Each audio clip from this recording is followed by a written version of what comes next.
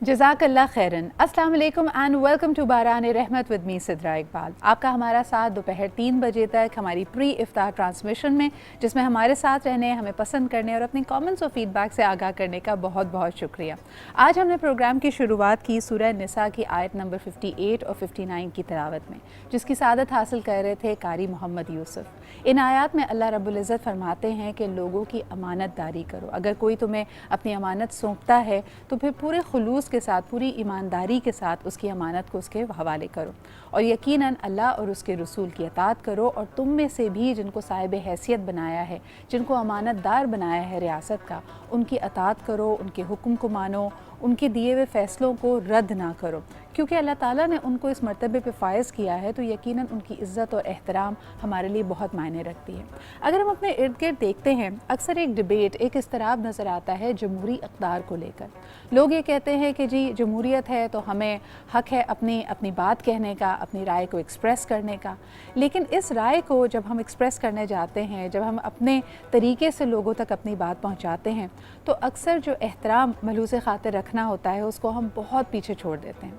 इसको कुछ इस तरह समझ लीजिए कि हो सकता है आपका किसी से शख्सी इख्तिलाफ हो, किसी सियासी जमात से आपका इख्तिलाफ हो, आप उनकी ज़िंदगी को देखने के या फिर जो इंतज़ामी उमूर को देखने का नज़रिया है उससे इख्तिलाफ रखते हों, उससे 100% अग्री ना करते हों, लेकिन जो ताज़ीम एक पर्टिकुलर ऑफ़िस की है हमने उसको भी रद्द किया हुआ है। अक्सर हम देखते हैं हमारे यहाँ शख्सी इख्तिलाफ की बुनियाद पर बड़े बड़े ऑफिस का, यानी जी prime minister office, president office, इसका मजाक उड़ाया जा रहा होता है। एंड आई फील कि ये जब तक हम करते रहेंगे हम अपनी ही कौम, अपनी ही रियासत की एक तरह से उसकी जो कदर है, उसका जो एहतराम है, उसकी पामाली करते हैं। एक ज़माने में, मैं आपको अगर आज से 5 से 6 साल पीछे ले जाऊँ, I done a lot of state events, तो किसी भी स्टेट इवेंट में शामिल होने की या वहाँ पे मदऊ किए जाने की बड़ी अहमियत समझी जाती थी। समझा जाता था कि आपने वाकई मेहनत की है, ये आपकी मेहनत का, आपकी अक्ल व दानिश का, आपकी कंट्रीब्यूशन का एतराफ़ है। लेकिन अब हम इसको बिल्कुल ऐसे लेते हैं जैसे हम किसी और इशाइये में गए हैं। जब तक हम खुद अपनी रियासत के इन सुतूनों की, इन अलामतों की एहतराम नहीं करेंगे तो मुझे लगता है कि आने वाली नस्ल भी इसको इस तरह नहीं देखेगी। We are taking away the things which are important to us, which are our dignity. फिर हर चीज़ का एक डेकोरम होता है, एक प्रोटोकॉल होता है। अक्सर चीज़ें जो सियासत की नज़र हुई हैं, जितने हम कैजुअल हो गए हैं सोशल मीडिया को लेकर, इसकी रिफ़्लेक्शन आपको हर जगह नज़र आ रही है। पहले एक एहतराम का रिश्ता असातिज़ा से भी था, अगर आप किसी इदारे में काम कर रहे हैं तो अपने सीनियर्स के साथ भी था। आहिस्ता आहिस्ता हमारी रिवायतों की जो खूबसूरत बातें हैं ये ज़ायल होती चली जा रही हैं, और ख़ुसूसन आज के इस दौर में जब इतना स्ट्रेस है, इतना इस्तराब मौजूद है, तो मेरे ख़्याल में इन छोटी छोटी चीज़ों की वजह से ज़िंदगी के रंग, ज़िंदगी की खूबसूरती वापस आ सकती है। So definitely it's a point of reflection for all of us. आज इस पर भी बात करेंगे। और दूसरा ये कि सोशल मीडिया ने जितनी हम सबको एक्सेस दे दी है कि हम एक तरह से अपनी ज़िंदगी का पोर्ट्रेयल दूसरों तक लेके जाएँ, हम इसको इन्फ्लुएंस कहते हैं।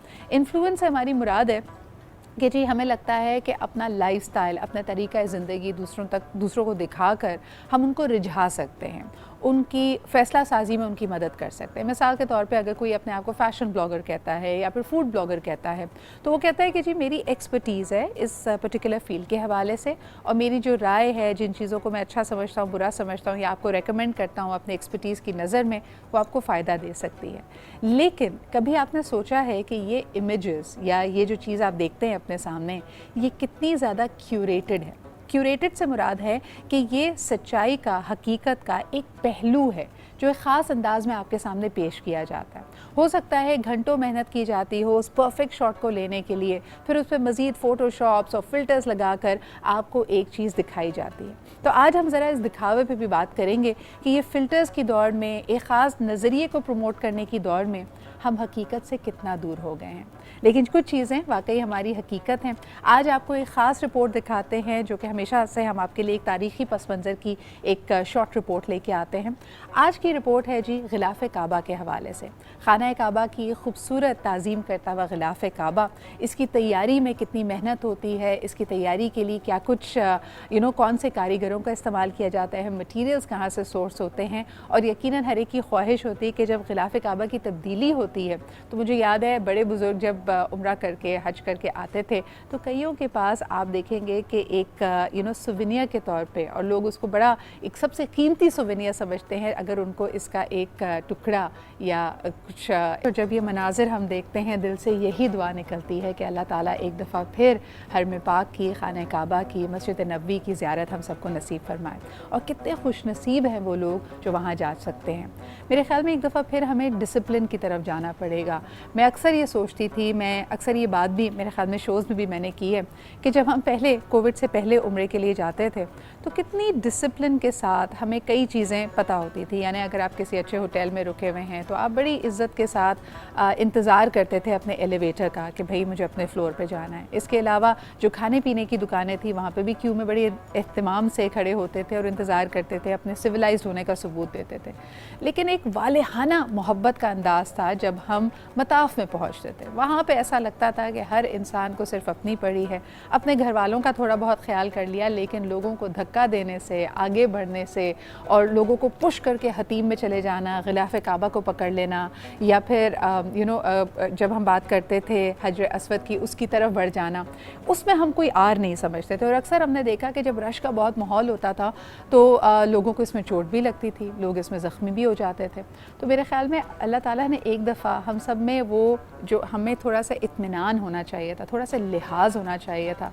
बहाना शायद कोविड बना है, लेकिन एटलीस्ट ये चीज़ें हमारे अंदर एक डिसिप्लिन के तौर पे आ रही हैं। और अब जो मनाज़िर नज़र आते हैं वो मिली जुली सी कैफियत हमें देते हैं। कभी बड़ी खुशी होती है कि देखें कितने तहम्मुल के साथ लोग तवाफ़ कर रहे हैं, कभी हम उस रौनक को और उस रश को और इतने सारे लोगों का एक साथ इन मनासिक को अदा करने को मिस भी कर रहे होते हैं। लेकिन जी प्रोग्राम को आगे बढ़ाएंगे। ज़िंदगी की मिठास यही है कि जो तब्दीली आती है उसके साथ अडेप्ट किया जाए, यानी उसको रेजिस्ट करने का कोई जवाज़ नहीं है, बिकॉज़ यही आज की हकीकत है। और बात जब मिठास की हो रही है तो आइए अब चलते हैं एक फ़ूड पैकेज की तरफ। हमने आपको बताया था कि कई ऐसी चीज़ें जो हम ना सिर्फ रमज़ान में बल्कि जनरली भी कंज्यूम करते हैं, लेकिन इनकी डिमांड और इनकी कदर में कुछ ज़्यादा इजाफा हो जाता है during the month of Ramzan, जब हमने रोज़ा भी रखा होता है। तो आज ज़रा बात करते हैं तेरी मेरी गोल गोल लेकिन बहुत ही मीठी जलेबी की।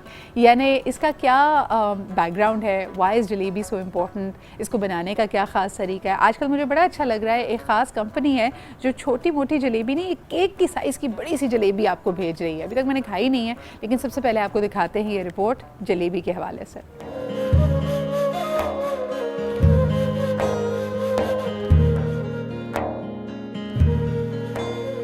मुख्तलिफ तकरीबात में पेश की जाने वाली गरम जलेबियाँ किसने नहीं खाई होंगी, लेकिन क्या आपको मालूम है कि जलेबी का असल वतन कौन सा है?